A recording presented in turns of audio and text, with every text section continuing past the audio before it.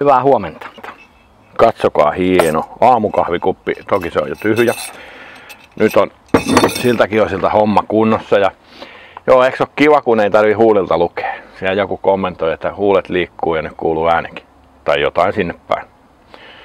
Se on hyvä, ei tarvi opetella lukea niiltä huulilta. Tässä on Johnsonin 20, vuosimalli 97. Eli viimeisiä. Näitä. Ja tehojen palautus, kuristusten poisto, tehon nosto, mikä se nyt on. Eli hän on vähän laitteesta vuodesta riippuen 30 tai 35 heppainen. Ja siitä on tehty 25 tai 20. Eli älkää nyt peljästykö, ei se mene siitä rikki, vaikka ne tehot palautetaan. Eli tässä tapauksessa rajoitus on tuolla imusarjalla. Se on hyvin yleinen näissä koneissa. 20 on tehty, tai 20 on tehty niin, että on kuristettu tuota imusarjan reikää. Kaasari pois. Mä otin startin jo tonne sivuun. Tässä oli sellaiset patentit, tuolta on mennyt vähän kierteitä. Ei keskitytä siihen. Tässä olisi se kierteiden tekojuttu. En nytten jaksa ruveta. Joskus ehkä sitten joo, tarvii tämäkin laittaa. Kaasari pois. 13 tai ehkä puoli tuumaa. Mutterit on tässä. Tossa. Tanko irti. Ja nyt jos haluatte varmistaa teidän moottorista Johnsonin Evinrude, että mikä se on, niin kaasu auki, tuolta kahvasta väännätte ja katsotte tuonne reikään. Mä koitan, jos mä saisin siitä semmosen hienon kuvan jotenkin otettua. Yritin jo, en onnistu ainakaan täällä valossa. Pitäisi jotenkin kikkailla valoa sinne, että näkyy. Se näkyy, kun avaa tämän kaasun ihan täysille, niin siellä näkyy sellainen olake. Tuolla sauma täällä. Eli se reikä on pienempi kuin tämä. Toki se on tuosta keskeltäkin pienempi, mutta täältä perältä.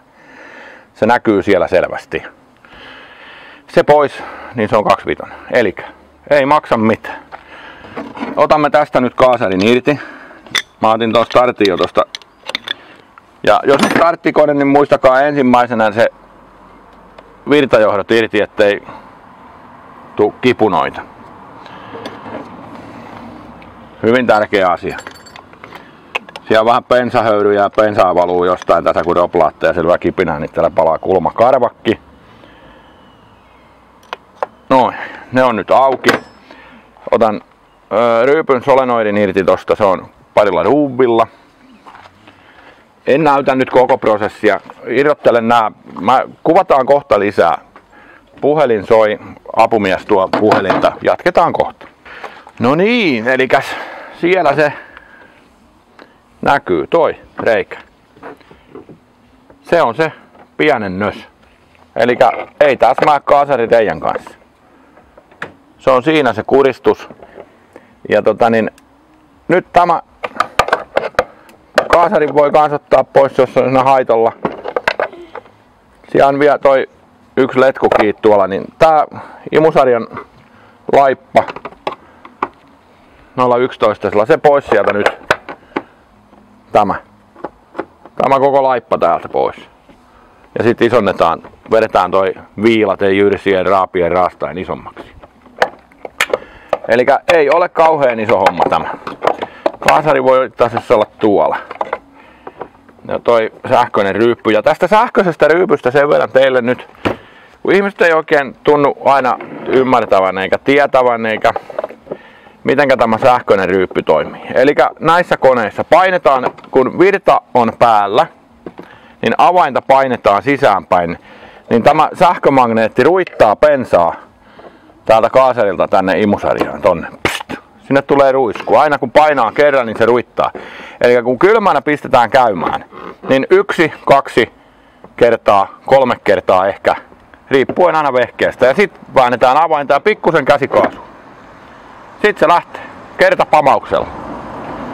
Ja joku kone voi olla sellainen, että sitä tarvii tökkiä siinä alussa aina sitä ryyppyä avaimesta. Ding, ding, ding, muutaman kerran, niin sitten se rupeaa käymään. Mutta voidaan sekin mennä läpi tuo rannassa oikein, kuinka tää toimii. Nyt irrotamme tämän levyn täältä. Näin jatketaan.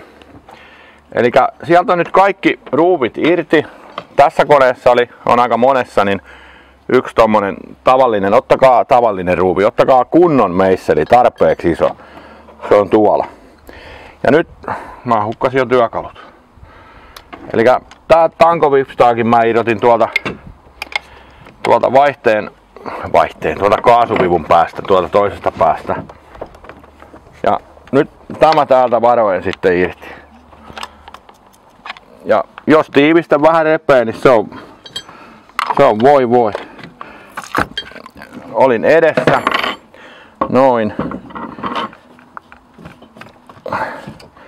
Koitetaan saada se tiiviste tuleen. No menihän se nyt poikki tosta yhdestä kohtaa. No se meni sitten. Elikkä se on nyt siinä. Tämä nyt. Se on hiukan eri kokoinen kuin kaverit on vähän eri kokoisia. Nyt tämä tästä tuonne tiivisteeseen asti. Se on siinä. Siellä näkyy läppärungot. Ne voi samalla tarkistaa. Ne pitää olla tiiviit, että ne on kiinni. Tässä oli hiljan just yksi kone, tämmönen. Kävi huonosti, tussahteli, niin siellä oli läpät vähän raollaan, niin se ampui takaisin kaasariin ja se ei käy kunnolla sen jälkeen. Hän ei pelaa. Minä rupean jyystään ton nyt isommaksi, pistetään kasaan ja sitten lähdetään järvelle. Nyt olemme viilapenkin ääressä. Ja mulla on tämmönen raspi viila. Eli tämä helvetin karkea. Ei se hieno alumiini tämmöiseen, niin sillä saa hinkata 3 vuotta kun tän käsin tekee. Tällä lähtee. Ja jos tää menee ketuilleen tän yhden kanssa, niin mitä sitten tää maksaa 2 € tänne viila. Niin ihan tosta aina viereen. Tässä kohtaa oli se lovi, mikä siellä on alun perin. Niin tonne tiivisteeseen asti tällä päästelee. Siksi teen tällä, että kaikilla ei ole mitään painelmavinkuja, tremeleitä, vehkeitä. Tää menee käsin. Mä näytän kuinka pehmeä tää on ja kuinka hyvin tää uppoo tänne. Ja viilallahan vain työnnetään, ei vedetä. Irti aina kun vain yhteen suuntaan, niin se homma onnistuu. Ja kun tarpeeksi karkee viila niin alumiinin kanssa, niin homma onnistuu. Ja sitten ottaa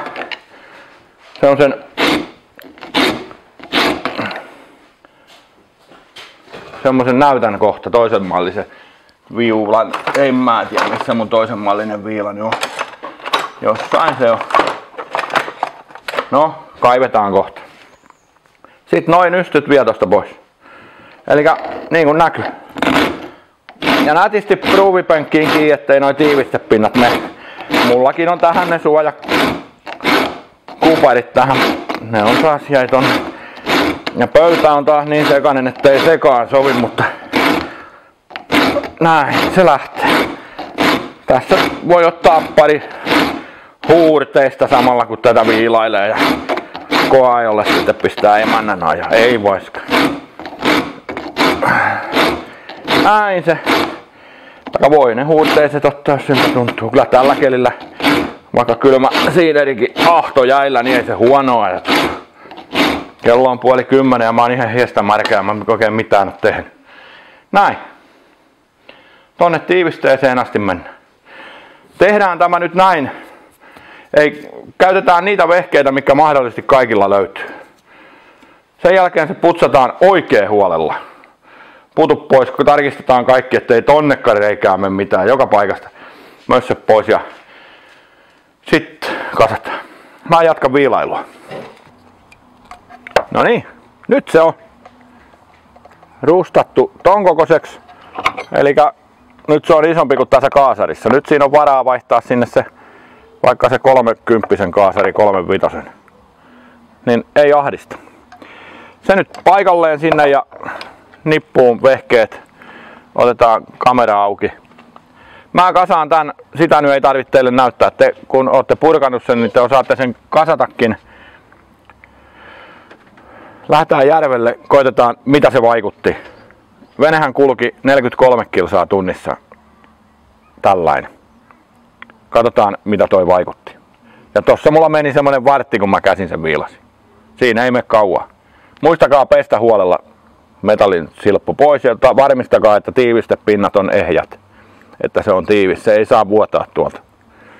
Yhtään. Mä putsaan vähän tää on paskanen ja kasaan tän ja katsotaan kuvaanko järveltä pätkän. Voin kuvata, mutta ainakin pistän tekstiin paljonko vaikutti. Koska tehän ette siitä kuvasta näe kuinka lujaa se menee.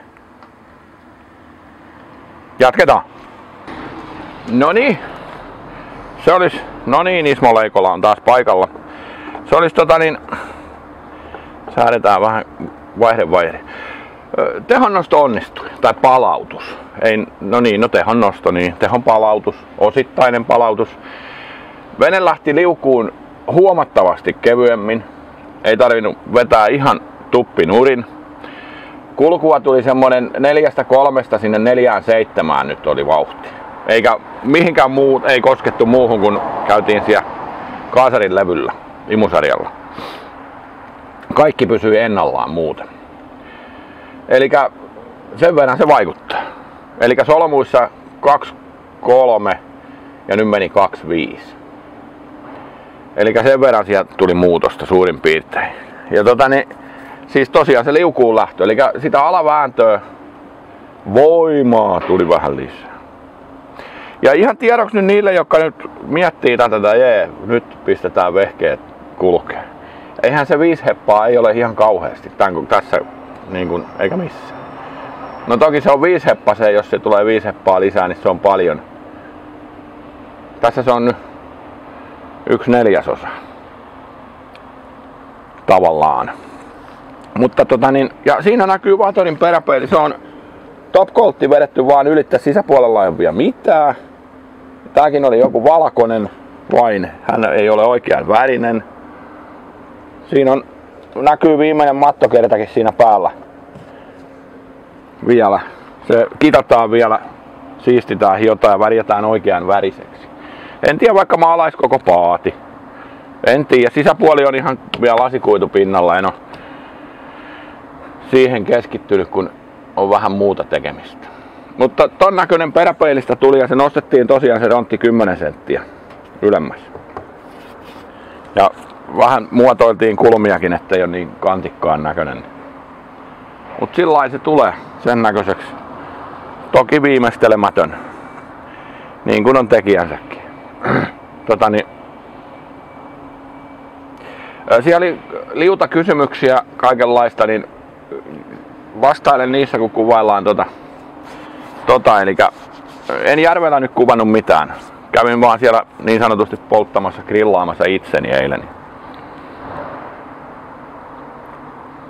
Katon, saanko tästä vielä kuinka paljon vauhtia. Potkuri pitäisi vaihtaa, siinä on 1 lapa niin solmussa, että takasolmussa, mutta on vähän kulma pielessä. Se tarvii uusia vaihtaa. Mutta tässä oli nyt sitten tehonnostosta yksi pätkä. Kun mä saan niitä jammujuttuja käteen, niin tehdään niistä ja siellä kyseltiin kerosiinikoneen muuttamisesta normaaliksi. Kun tulee sopiva eteen, niin tehdään. Ja jos jollain tässä on lähistöllä semmonen kone, niin kiikuta tänne, niin sovitaan jotain, niin muutetaan. Taikka jotain. Katsotaan kuinka se onnistuu. Mä en ole perehtynyt siihen kerosiinikoneeseen sen enempää, mutta äkkiäkös toi selviää miten se on tehty. Kun vähän ährää ja tutkii sitä konetta. Näin. Minä siirryn nyt Terhi Novan kimppuun. Siitä tulee lisää myös. Terve.